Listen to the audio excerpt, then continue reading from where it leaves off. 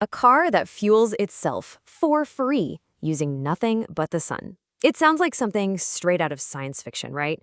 But it's actually a dream that engineers have been chasing for decades. So the big question is, why isn't it our reality yet? All right, let's get into it.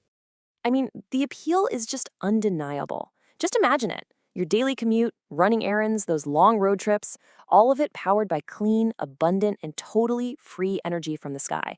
No more gas stations, no more looking for a charging cable. It's kind of the ultimate vision for sustainable transportation. And believe me, this isn't just a fantasy. You've got major automakers pouring serious money into this. Mercedes-Benz, for instance, is working on a solar paint that they claim could add up to, get this, 12,000 kilometers of range per year. That's a huge number. But how realistic is that really? We'll get to the physics of that in just a bit. And they are dead serious about this. The chief technology officer over at Mercedes-Benz says this kind of tech embodies their entire vision for the future.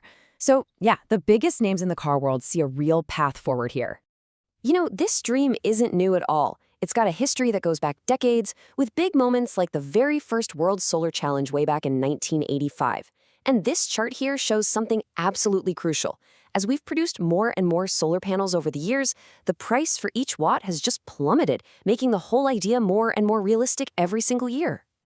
Now, these are not your average cars, okay?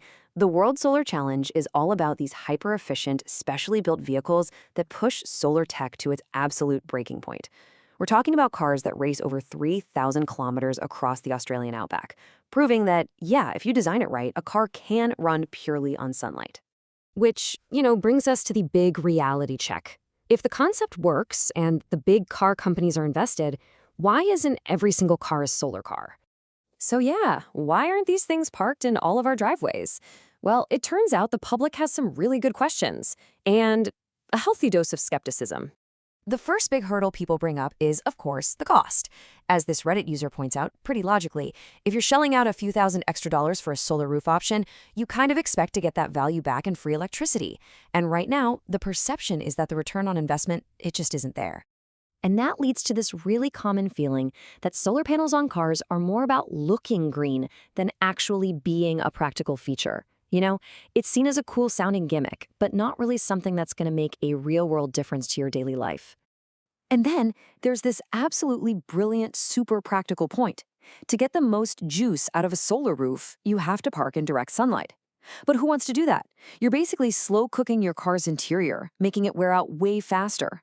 It's this fundamental conflict between protecting your car and fueling it. Okay, so beyond what people think, there's a much, much bigger obstacle: the simple, brutal laws of physics. The sun is just blasting out this incredible amount of energy constantly. But the journey from outer space down to your car's battery, well, it's incredibly inefficient. What starts as this massive torrent of power ends up as just a little trickle by the time it can actually be used to turn the wheels. So where does all that energy disappear to? Well, first, our atmosphere gets in the way. It reflects or absorbs almost half of the sun's energy before it even hits your car. Then the solar panels themselves are a huge bottleneck. Even pretty good ones struggle to convert more than a third of the light into electricity. And finally, unless you're right on the equator at high noon, the angle of the sun isn't perfect, which cuts down the power you can generate even more. And here is the gut punch math. When you factor in all those things, the atmosphere, the panel inefficiency, the sun angle, that theoretical 12 kilowatts of power you could get on a car roof in a perfect world plummets to just 1.5 kilowatts in the real world. That is a staggering 87% reduction before the energy even makes it to the battery. Okay, so the physics are tough. I get it. But that doesn't mean the potential is zero. Not at all. Let's look at what today's tech can actually do, according to the real data. This chart here comes from a super detailed 2020 study by Germany's Fraunhofer Institute.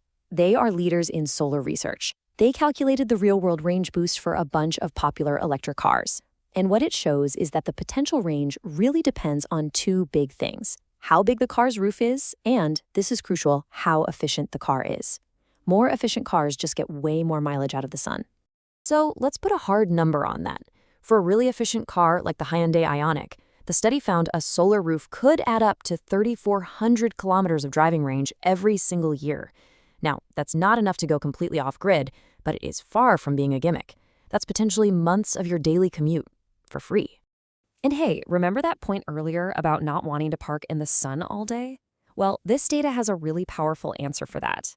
The researchers modeled a typical 9 to 5 commuter who parks in an open lot during work. Even in that totally realistic scenario, they could still generate over 60% of the maximum possible solar energy. It shows you really don't need perfect conditions to get a pretty significant benefits. And what about that horrible ROI we heard about?